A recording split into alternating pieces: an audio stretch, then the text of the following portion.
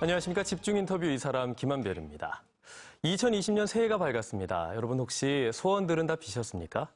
사람마다 각자 다른 소원을 빌었을 수도 있지만요. 공통적으로 비는 소원들 하면 건강, 행복, 안정일 겁니다. 그리고 이 세 단어를 다 포함하는 게 바로 복지겠죠. 사회적인 위험은 줄이고 또 안정과 행복을 지켜주는 복지. 오늘 전남복지재단의 신현숙 대표님 모시고 전남복지 이야기 나눠보도록 하겠습니다. 안녕하십니까? 안녕하십니까? 자, 전남복지재단 어떤 곳입니까? 전라남도가 도민들의 복지 향상을 위해서 재단법인 형태로 설립한 출연기관입니다. 우선 이제 그 주요 설립 목표는 도민들의 복지 향상을 위해서 맞춤형 복지 정책을 개발하고 또 복지 현장을 지원하는 그런 기능을 갖고 있는 기관입니다. 네. 그래서 우리 복지재단에서는 가장 먼저 핵심적으로 추진하고 있는 목표가 전라남도의 복지 정책을 개발해서 전남도에 제안을 하고, 그다음에 전남도에서는 그런 복지 정책을 개발한 그 제안을 받아들여서 시책화해서 현장에 이렇게 뿌려주는 일들을 합니다. 그러면 복지 현장에서는 그것을 운영하는 그런 선순환 구조가 이렇게 운영이 되고, 그런 목표로 싱크탱크 역할을 하는 그런 기관이라고 할 수 있습니다. 네. 그 전남복지재단이 수탁받아서 하는 사업 중에요. 광역이동센터가 굉장히 중요하지 않습니까? 네, 그렇습니다. 최근에는 장애인 콜택시 요금을 단일화하고 또 전국에서도 가장 요금이 낮은 걸로도 알고 있는데요. 이게 굉장히 중요한 사업이라고 알고 있습니다. 네. 우선 이제 광역이동지원센터는 도민들의 이제 교통 이렇게 불편한 약자들을 위해서 생긴 기관입니다. 네. 우선 이제 교통 약자들이 중증 장애인들이 있고요. 그다음에 임산부나 이제 노인들이 이렇게 이용하는 콜택시라고 이해하시면 될 것 같습니다. 네. 그래서 콜택시를 운영하는 이제 방법이 이원화되어 있습니다. 우선 우리 복지재단에서는 콜센터를 운영을 하고 있고, 22개 시군에서는 이제 차량을 운영하는 센터를 운영을 하고 있습니다. 네. 우선은 가장 이제 저희들이 해야 될 일 중에 하나가 지금 중증 장애인들이 이제 이용을 했었는데 네. 장애인 등급제가 폐지가 됐어요. 그러다 보니까 수요자가 많아졌고, 그에 비해서 이제 차량 대수는 상당히 부족한 편입니다. 그래서 지금 현재 도내에는 지금 143대의 콜택시가 이제 운영이 되고 있는데, 한 법정 대수보다 한 138대가 부족한 형편입니다. 그래서 그런 이제 부분들을 보완해 나가기 위해서 전라남도에서 차량을 2022년까지 한 138대를 이렇게 증차를 할 계획을 갖고 있습니다. 그래서 이제 저희 전라남도가 전국에서 최초로 시군 그 조례 표준화를 만들었어요. 그래서 말씀하신 대로 최저 요금과 또 단일 요금을 최초로 시행을 했는데, 이러한 문제점들을 보완해 나가는 것이 저희들의 큰 숙제라고 보고 있습니다. 네. 실제 이용하시는 분들의 반응은 어떻습니까?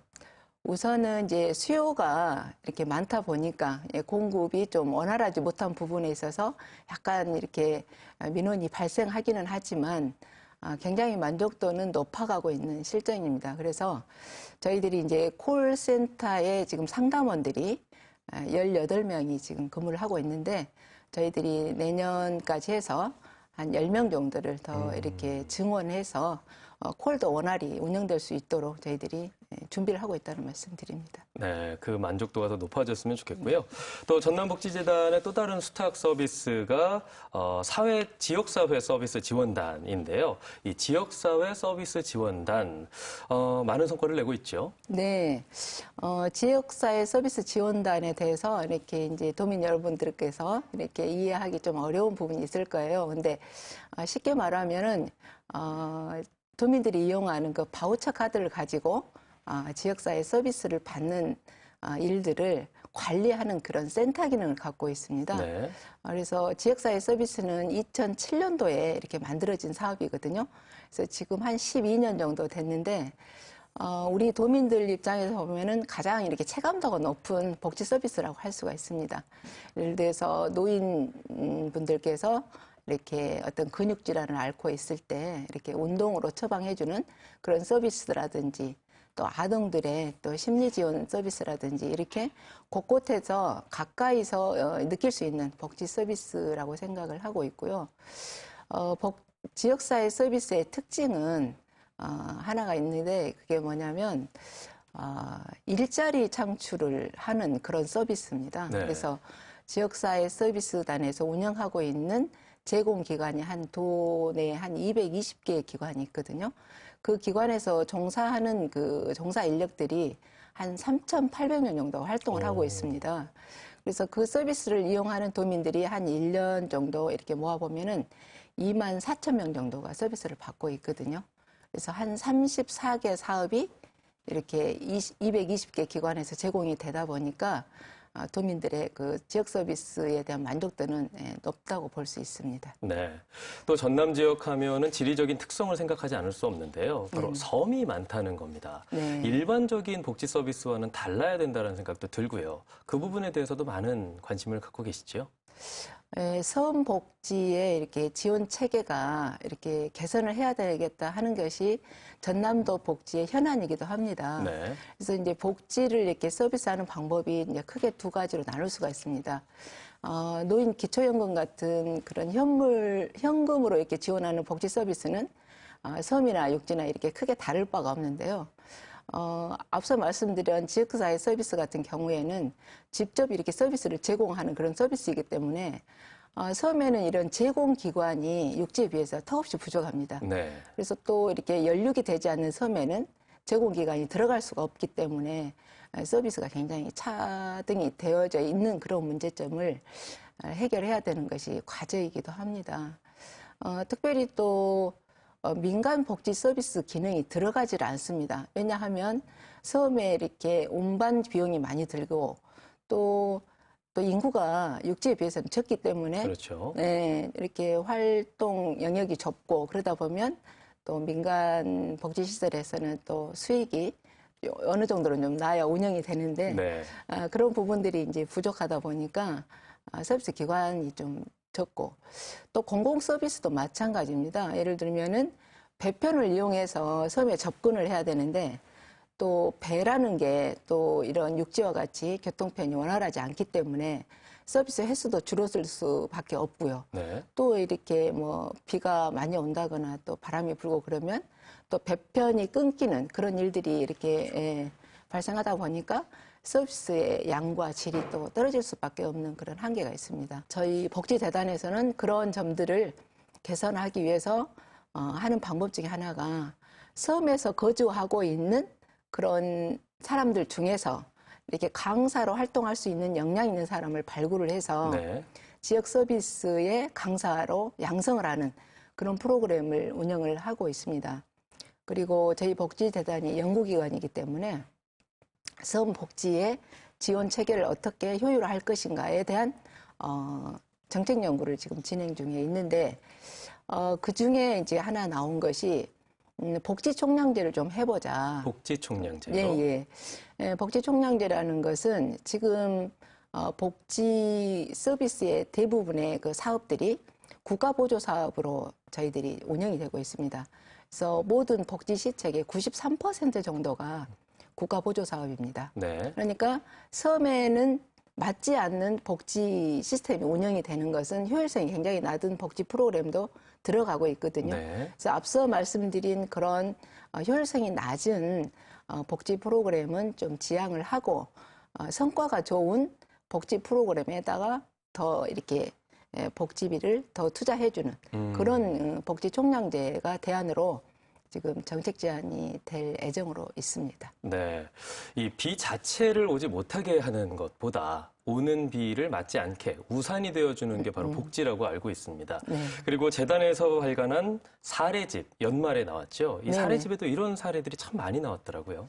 네, 저희 이제 복지대단이 할 일 중에 하나가 지역 복지 협력 사업을 이렇게 저희들이 충분히 이끌어내서 그런 복지 협력 사업이 자생력을 갖고 복지 사각지대를 해소하는 일에 집중을 하도록 네. 하는 일을 저희들이 역점적으로 하고 있는데요. 그 사례집에서 저희들이 이제 본 것 중에 하나에 이렇게 마음에 남는 것은 여수의 어떤 특성화고등학교에 다니는 학생이 자기가 배운 어떤 기능을 가지고 섬 지역에 들어가서 섬에 거주하고 계시는 혼자 살고 있는 노인들의 댁을 방문을 해서 전기 배선 공사를 이렇게 쭉 해줬어요. 그래서 본인이 이제 자원봉사 활동을 하면서 이렇게 전기 배선 관계를 이렇게 자원봉사를 하다 보니까 만족도가 굉장히 높고 또 그 학생은 섬이라는 곳이 이렇게 육지하고는 많은 어려움을 겪고 있구나 이런 것을 체감을 해서 앞으로 그 학생은 섬에 대한 어떤 봉사활동을 갖는 그게 직업으로 이어지는 그런 쪽으로 자기가 진로를 정하겠다. 이런 얘기를 하는 게 좀 마음에 와 닿았습니다. 저출산 문제에도 정말 많은 관심을 보이셨고요. 네. 더불어서 초고령화 1인 가구에도 많은 관심을 보이신 걸로 알고 있습니다. 고독사 지킴이단도 발족하셨죠? 네네. 사실 저희 전라남도 경우에는 노인 인구가 전체 인구의 한 22.5% 정도? 네. 이렇게 높은 숫자이고요. 광역자치단체로서는 유일하게 데드크로스를 이렇게 이미 지난 그런 도이기도 합니다. 그래서 노인 가구의 문제, 이렇게 또 혼자 있다가 이렇게 돌아가시는 분의 문제는 우리 전라남도가 선도적으로 어떤 예방책을 마련해야겠다 하는 그런 생각에서 고독사 지킴이단을 운영을 하게 됐는데요. 사실 저희들이 이제 이 시책을 만들기 전에 실태조사를 좀 했어요. 실태조사를 두 가지로 했습니다. 65세 이상의 노인 가구 중에서 1인 가구 노인 수가 지금 2019년 기준으로 했을 때 노인 가구 중에 24.5% 정도가 1인 가구입니다. 네. 그래서 한 10만 1000가구 정도, 가구가 아니라 10만 1000명 정도, 네. 1000명 정도 되는데요. 그때 그 65세 이상 노인의 가구를 저희들이 조사를 했고, 그 다음에 중장년층 중에서 1인 가구 중에서 경제적인 문제 또 건강에 문제가 있는 가구 중에서 가족하고 단절된 가구 이런 가구들을 실태 조사를 했는데 한 2,004명 정도가 이렇게 돌봄의 대상으로 나타났습니다. 네. 그래서 이제 그 가구들을 대상으로 해서 우리 자원봉사자 성격으로 돌봄이 그러니까 지킴이단을 저희들이 공모를 했어요. 네. 그리고 또 시군의 추천도 받아서 저희들이 운영을 해보니까 한 930명 정도가 이렇게 돌보미를 하겠다, 지킴이단 활동을 하겠다 이렇게 이제 자원을 해주셔서 이건 순수하게 자원봉사 성격으로 이렇게 돌봄을 하는 겁니다. 그래서 가장 좋았던 것은 2016년도에 저희들이 이제 지킴이단을 발족을 하고 나서 지금까지 전남도에서는 고독사가 한 건도 발생을 안 했다는 그런 좋은 성과를 갖고 있습니다. 네. 물론 자원봉사 성격으로 돌보는 돌봄이 도우미 분들 있겠지만 돌봄을 받으신 어르신들도 있으시잖아요. 네. 혹시 그분들은 어떤 말씀을 하시던가요? 우선 이제 가장 이제 지킴이단들이 활동 중에 하나가 말벗이 되어주는 것이거든요. 네. 그래서 이제 이렇게 노인들의 가장 그 어려움 중에 하나가 외로움입니다. 그 외로움을 이렇게 지킴이단들이 와서 방문해서 이렇게 말벗이 돼서 친구가 되어주니까 굉장히 자식보다 더 좋다는 얘기를 듣곤 했습니다. 네. 예. 이런 고독사 지킴이단 그리고 많은 도우미 분들도 있으셨지만요. 치매 예방센터 사업도 궁금합니다. 또 관심이나 계획이 있으시죠? 치매 예방은 이제 국가에서 이제 각 그 지자체마다 치매 안심센터라고 해서 네. 22개 시군회가 다 개소가 됐습니다. 그래서 저희들이 엊그저께 저희 복지재단과 광역치매센터가 업무 협약을 했습니다. 그래서 업무 협약을 하면서 22개 시군에 있는 치매 안심센터에서 할 일과 또 저희 복지재단과 광역치매센터가 할 일을 좀 구분을 해서 협력 사업을 해 나가게 되면 치매 예방 사업이 조금 더 시너지 효과를 낼 수 있을까 하고 기대를 하고 있습니다. 네. 자, 그리고 한 달 전쯤이었죠. 전라남도의 신성장 지역 발전 전략, 블루 이코노미를 토대로 전남의 복지 발전 방향에 대한 대담이 있었던 걸로 알고 있습니다. 네. 어떤 얘기들이 오갔나요?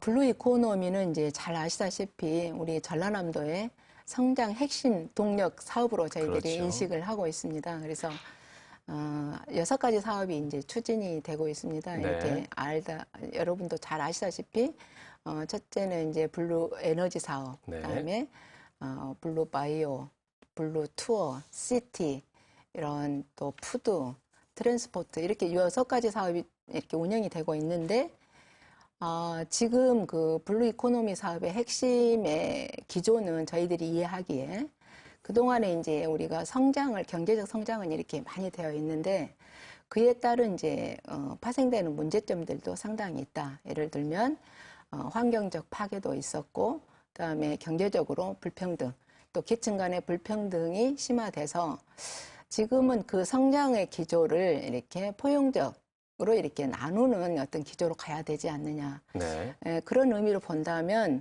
문재인 정부의 복지의 기조도 포용적 복지를 이렇게 표방을 하고 있습니다.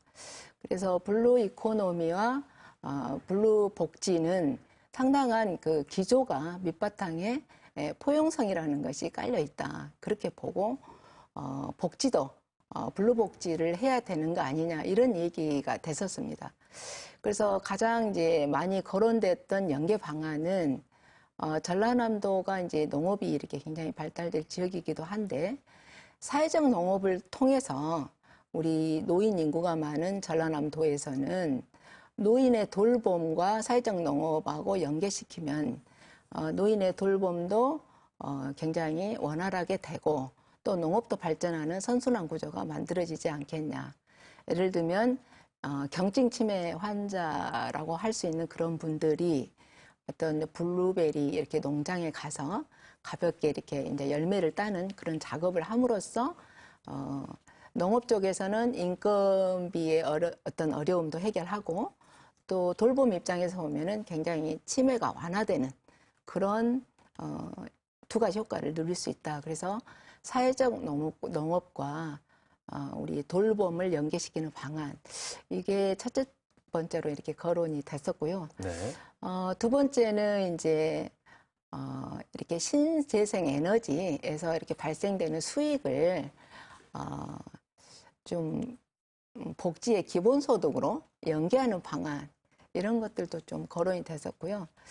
지금 복지에서 가장 이제 핵심적으로 다루고 있는 부분이 커뮤니티 케어 이 부분이거든요. 네. 그래서 이제 블루시티 사업과 연계해서 커뮤니티 케어 사업을 연계하는 방안. 그러니까 도시 재생 사업을 한다든지 아니면 스마트 시티를 구축하면서 커뮤니티 케어 사업을 접목하면 이게 살기 좋은 어떤 지역으로 거듭날 수 있지 않은가.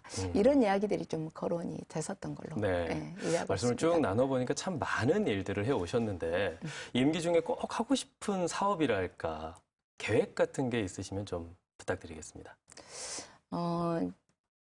사실 우리 전남도는 복지 여건은 굉장히 어렵습니다. 네.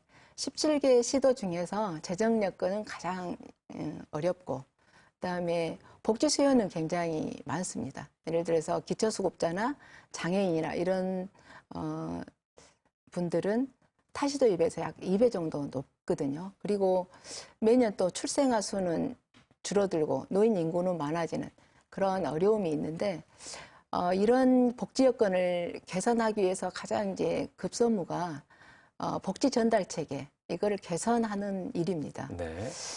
그리고 이제 두 번째로 저희들이 해야 할 일이 시군 간의 복지 격차가 굉장히 심화되고 있습니다. 그래서 저희들이 전라남도 복지 기준선은 저희들이 마련을 해놨거든요. 그래서 그 복지 기준선을 활용을 해서 시군 복지 격차를 완화해 나가는 그런 일들을 꼭 해야 되는 필요한 일로 생각을 하고 있습니다.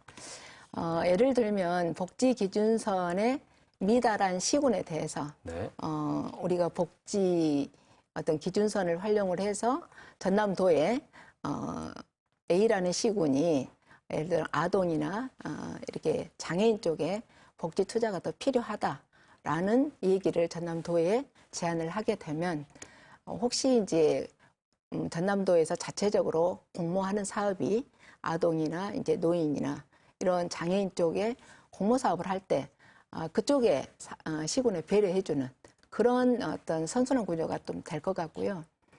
두 번째는 이제 시군의 복지 기준서를 활용해서 이런 제안들을 하게 되면 시군의 복지 방향이 좀 설정이 되지 않을까. 네. 예를 들어서 우리 시군은 노인 쪽은 너무 복지가 많이 들어가 있으니 장애인 쪽에 복지에 조금 더 힘쓰자.